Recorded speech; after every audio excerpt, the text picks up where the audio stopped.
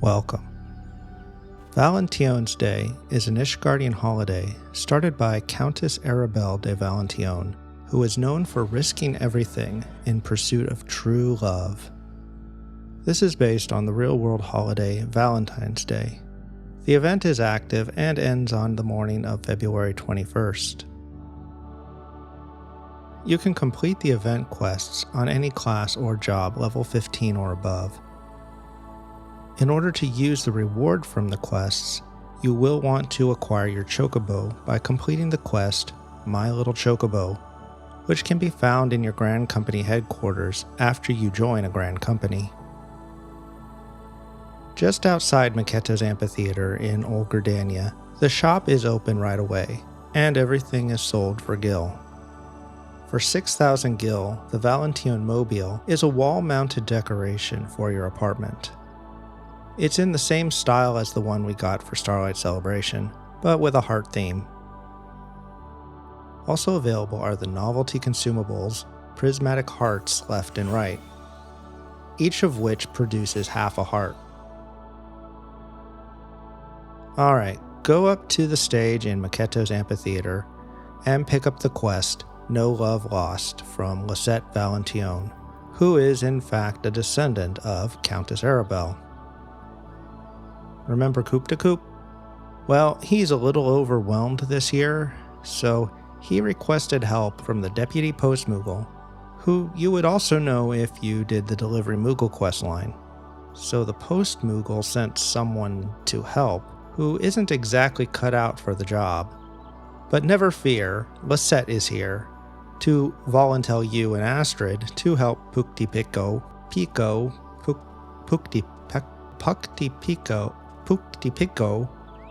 and her chocobo to learn the true meaning of love. Hey, I happen to be pretty good at delivering letters myself. Pukti is so absent-minded that she can't even remember the name of her chocobo, so she just calls him Bird. Oh, hello, Bird. Anyway, Pukti needs to deliver 3 packages, and so you and Astrid follow her around Gridania to the Carpenters Guild, the Botanist Guild, the Whistling Miller, and finally at Pikalu Falls, while she learns all about love and relationships, while mostly ignoring anything you say. So once you deliver the 3 packages, head back to the amphitheater to turn in with Kupta for some experience. Now Kupta has another guinea pig, for Pukti to try out her skills on. Alois? But first you have to find her because she has a tendency to run off. She was headed toward Great Loam Growery by the Botanist Guild, but you are sent to Nafika's Altar by the Conjurers Guild for some reason. And if you find her, you are to meet Astrid and Kupta by the Growery, and you do find her. But without checking, she runs off to the amphitheater where she last saw Kupka. So Pukti goes to the Growery to find Kupka, and you run back to the amphitheater, but everyone is there when you get there anyways. So what was that all about? Alois is a local girl who is engaged to Ezamil, a member of a noble family of Ishgard. He is in town to be treated for a horrible illness. She is worried that she might not fit in with him and his family, so everyone takes turns telling her what they think she should write in a letter to him, even you. And so she writes the letter, and Pukti takes it off to deliver it. But Eloise can't sit still and takes off again. You catch up with her up north while she's spying on her love as the Moogles are delivering her letter. And you find out that he is writing a letter in return, so you run back to the amphitheater to get his letter. With all this running around, why are these people bothering to send letters? When she reads it, you do see that your choice in the last cutscene does actually have an effect in this scene. As she's telling you all about the letter, Izamil interrupts and they share a moment. I thought you were horribly sick. Anyway, Ezomile confirms that he is still in love with Alois, and they run off to have tea or live happily ever after or something like that. Just then, Kupka notices Pukti is going through changes. Her palm has become heart-shaped, like Kupka's. All this talk of love made her feel all tingly inside. Makes me feel kind of funny.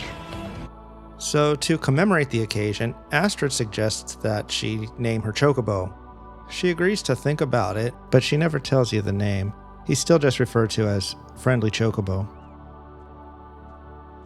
And Lisette is so happy, she sings a song, I guess. When you finish, you get a little XP, the post-Moogle barding, and of course an achievement. You need to use the barding to collect it, and then you can dress your Chocobo in it. The post-Moogle barding is just like that worn by Pukti's bird. If you want a hat to match your birds, you can do the post-Moogle questline, which is rather lengthy and starts at level 50. Your final reward is the post-Moogle hat, as well as the postmaster title. But along the way you get some other things. The questline begins with Clinthota in Mordona.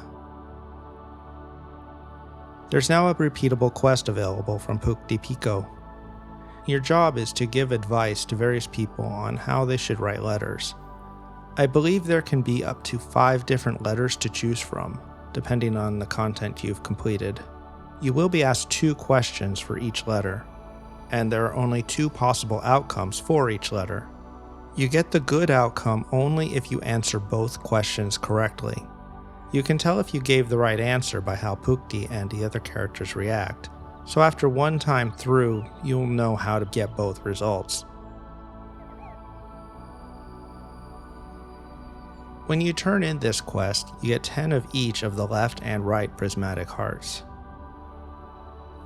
This year's event is neither a 2-parter nor a combined event, and I don't mind either much if done well. If there's going to be a 2-parter, there should really be something to look forward to in the second part. I think the best example was the Hatching Tide we had a couple years back. If events are going to be combined, there should be 2 events worth of content though. If you've been playing this game for a little while, you know that while there are a multitude of dialogue choices, they don't have any real effect on the story. At most, you usually get different dialogue immediately following the choice. Sometimes the response can be quite humorous, and is often a weak, though sometimes self-aware, attempt to keep the storyline on track. That is pretty much how it goes with holiday questlines, though sometimes there are some nice variations. This year, during the first quest, there are 4 dialogue choices, and the first 3 make 0 difference, while the 4th, which can have up to 3 options, only has 2 potential outcomes. However, they did do something I haven't seen in this game before.